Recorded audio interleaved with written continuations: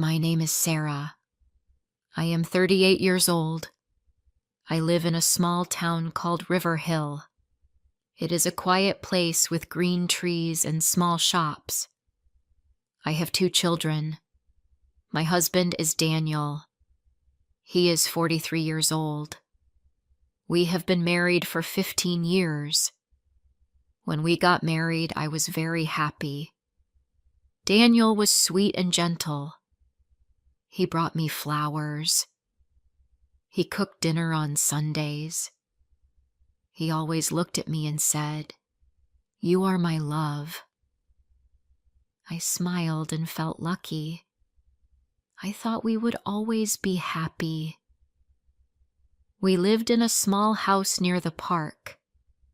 I loved our home. It was warm and full of light. After 2 years, we had our first child, a baby boy. We named him Noah.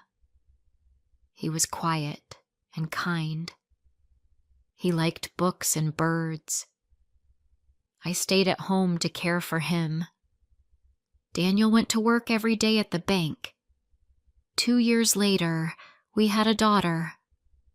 Her name is Emma. She loves music. She sings all the time. She is full of joy. I spent my days with the children. I cooked, cleaned, and taught them numbers and words. Daniel worked hard. He came home late but always kissed the children good night. In those early years, I felt happy. Tired, but happy. Life was busy, but it was good. We had dinners together. On weekends, we went to the lake. We ate ice cream and watched ducks. Daniel and I held hands. I believed our love was strong, but slowly, things changed. Daniel began working more. He said, "I have a lot to do at the office."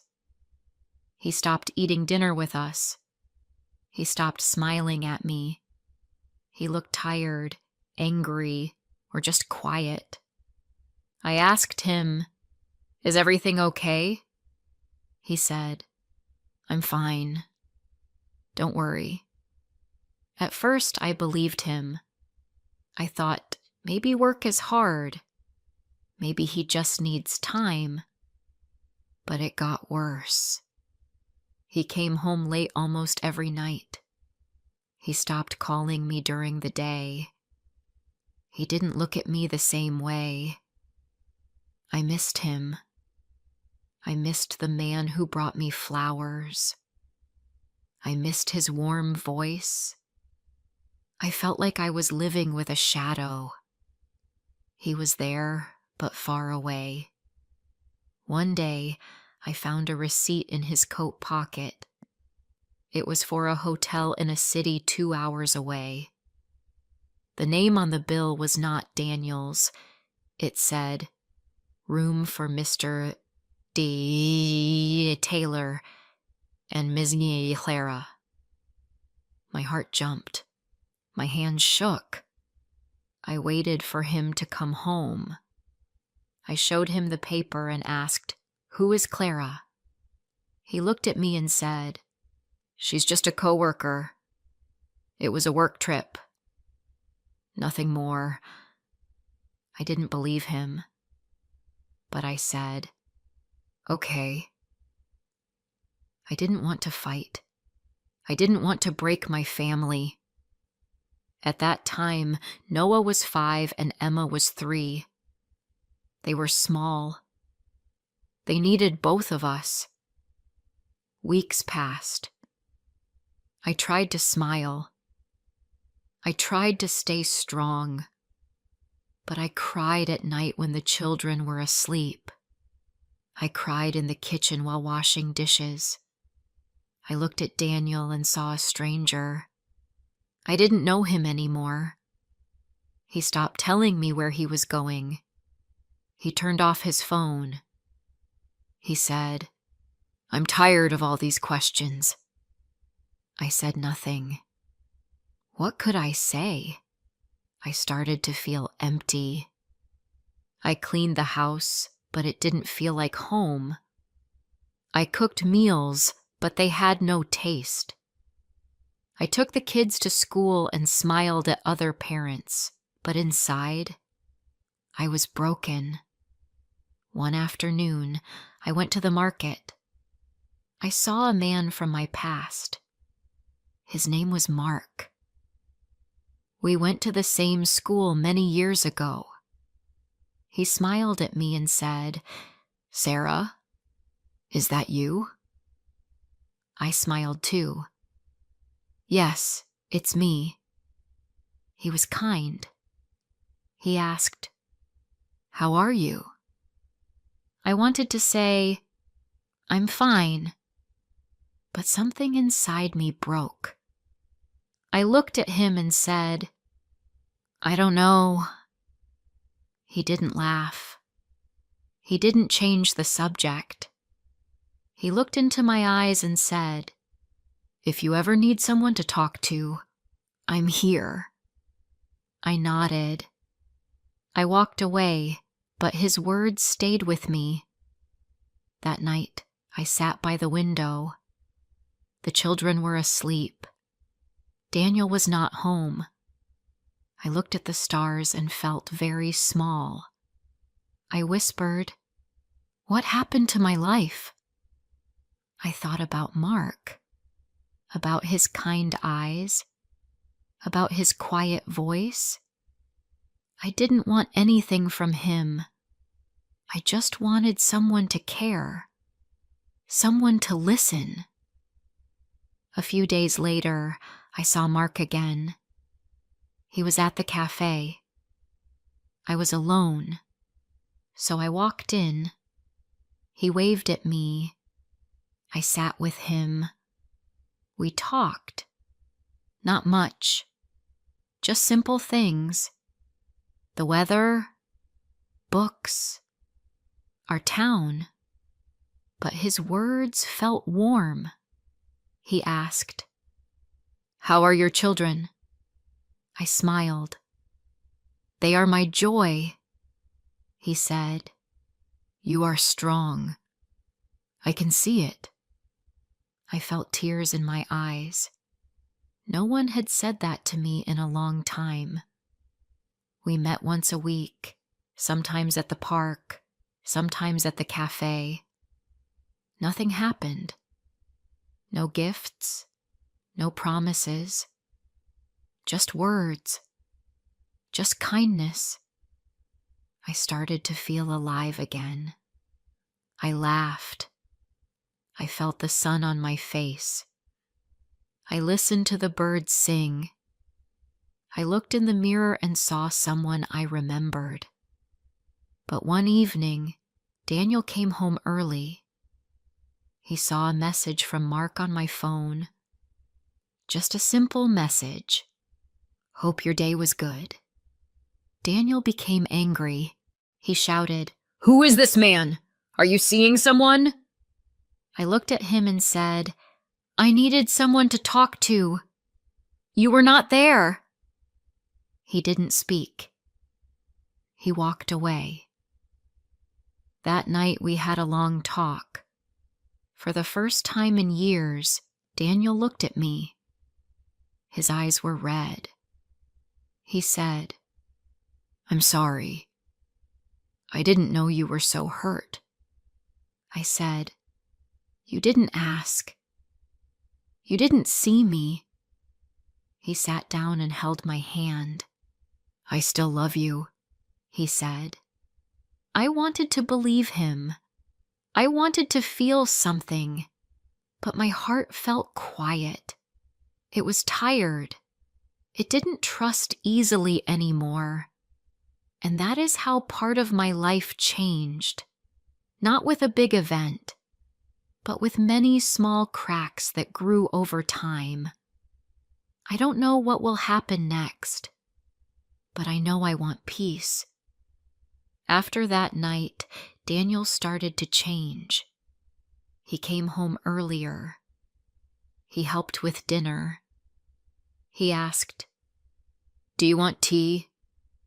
These were small things, but I noticed them. I didn't say much, but I saw he was trying. He even helped Noah with his homework and listened to Emma sing. He smiled more. Not like before, but something soft. I didn't know if I could trust it. I wanted to, but my heart still hurt. One Sunday morning, he asked, "Do you want to take a walk with me?" We hadn't walked together in years. I said yes. We walked near the lake. The sky was blue. Ducks swam in the water. People rode bikes and laughed. I watched them. I felt like I was looking into another world. Daniel said, "I miss this. I miss us." I looked at him. I didn't know what to say. I just nodded. He took my hand slowly. I didn't pull away, but it felt strange. His hand was warm, but my heart was cold. "I was wrong," he said. "I let work take everything. I didn't see you were alone." I whispered, "Yes." We walked in silence after that. In the evening, he cooked dinner. Emma was excited. "Daddy is cooking," she said. We ate together. Noah told a joke, and we all laughed. It felt nice. For one moment, it felt like the past. A warm table, happy children, smiles. But later, when I was alone in the bathroom, I looked at myself in the mirror. I asked, "Do I still love him?" I didn't know the answer. One day, Emma came to me with a drawing. It was of our family, me, Daniel, Noah, and her, all holding hands. She smiled. "We are happy," she said. I hugged her and kissed her cheek. I didn't want her to see my tears. Later, I asked Noah, "Do you think your dad and I are happy?" He looked surprised. "I don't know," he said. "You're always nice to each other, but sometimes you look sad." He was only 10, but he saw so much. That night I cried again, quietly. I didn't want anyone to hear. A few days later, I met Mark again. I hadn't seen him since Daniel found out. I didn't plan to meet him. It just happened. I was at the grocery store, and he was there with his son. He smiled and said, "Hi." I said, "Hello." We talked for a few minutes. He didn't ask questions. He just said, "I hope you're okay." I nodded. "Thank you. I'm trying." He looked at me gently and said, "You are strong, Sarah. Don't forget that." Then we said goodbye. That evening, I told Daniel I had seen Mark. I didn't want secrets. He didn't get angry. He only asked, "Do you still think about him?" I said, "No. I think about how he made me feel. Like I mattered." Daniel looked down. Then he said, "I want to give you that too." For the first time, I believed he meant it. He started doing more things at home. He helped Emma with her songs. He fixed the broken door in the kitchen. He asked me how my day was. Sometimes he brought home small gifts, a book, a flower, a new cup for my tea. Nothing big, but thoughtful. He said, "You don't need to thank me. You deserve this." I wanted to smile, and sometimes I did, but still, my heart was slow to open. One night, I got very sick. I had a high fever and strong pain in my chest. Daniel rushed me to the hospital. He stayed with me the whole night. He held my hand. He didn't sleep. He just sat there and said, "Please don't leave me." Tears ran down his face. "I still love you," he whispered. I closed my eyes. I remembered those words from so long ago, back when we were young, when life was simple. In the morning, I felt better. The doctor said it was a chest infection. Nothing too serious, but something in my heart had changed. I saw fear in Daniel's eyes. I saw love too. Maybe broken love. Maybe old love. But it was still there. When we got home, he made soup and told me to rest. He sat with me in the bedroom and read from a book. Emma came in and hugged me. Noah brought me water. I felt cared for. Later that week, I took a walk alone.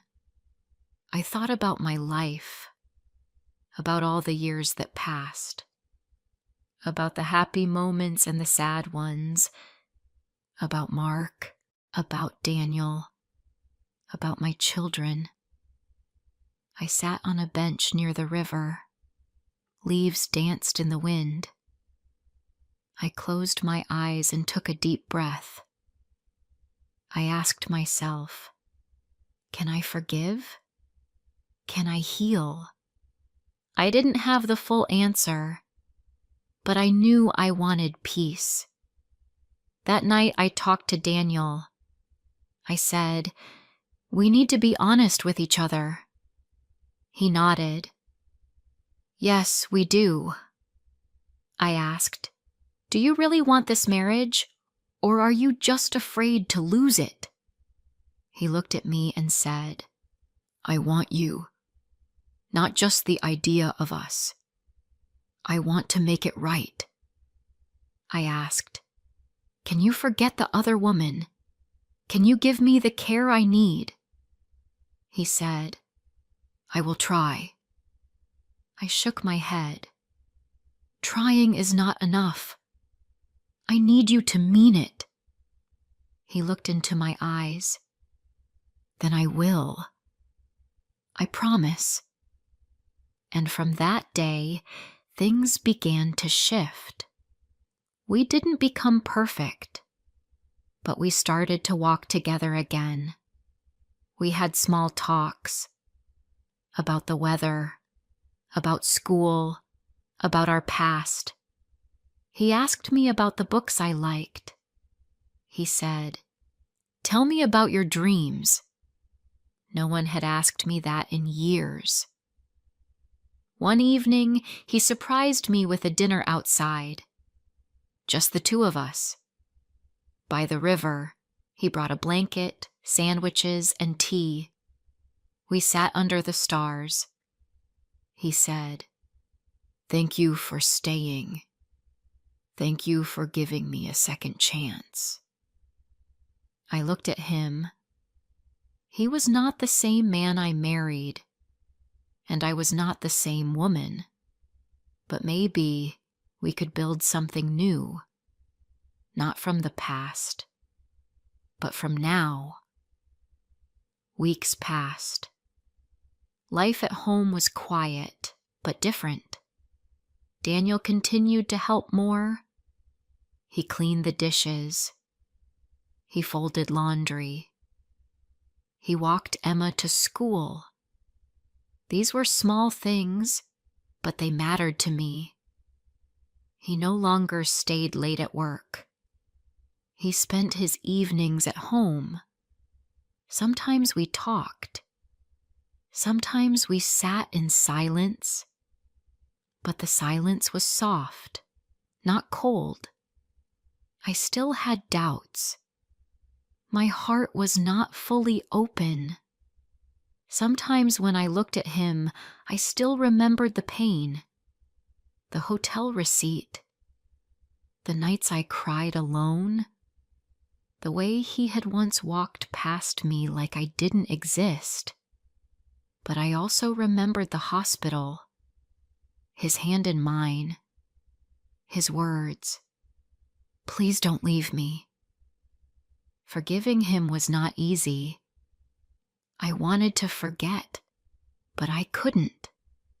I could forgive, but the memory stayed. One day, I stood in front of the mirror. I looked at my face. I looked tired, but also strong.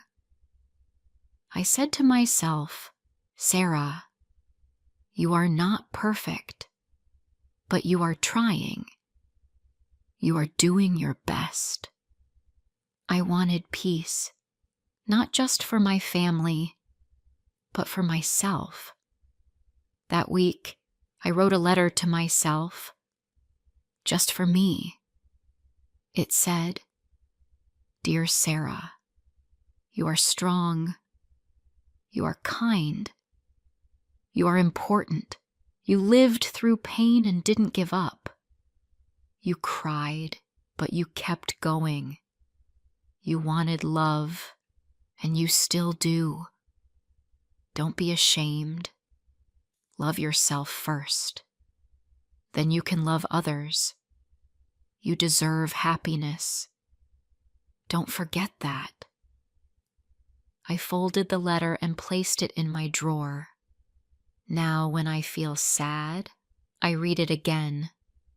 Some days are better than others. Some days, I smile without thinking. Other days, I feel tired. But that's okay. Life is not always easy. I learned to accept that. I also started doing things for myself. I began walking alone in the morning. I went to the library and borrowed books. I listened to soft music and drank tea in silence. One day, I bought a notebook. I wrote my thoughts in it every night. I didn't hide my feelings. I wrote the truth. Sometimes I wrote, "I am still hurt." Other times I wrote, "Today, I felt happy." I let all the feelings come. I didn't stop them. Emma once asked me, "Mom, why do you write in your book every night?" I smiled and said, "Because it helps me feel better." She nodded and said, "Maybe I will do that too." Noah also changed. He became more open. He talked to Daniel more. They played games together on weekends. I watched them and felt thankful.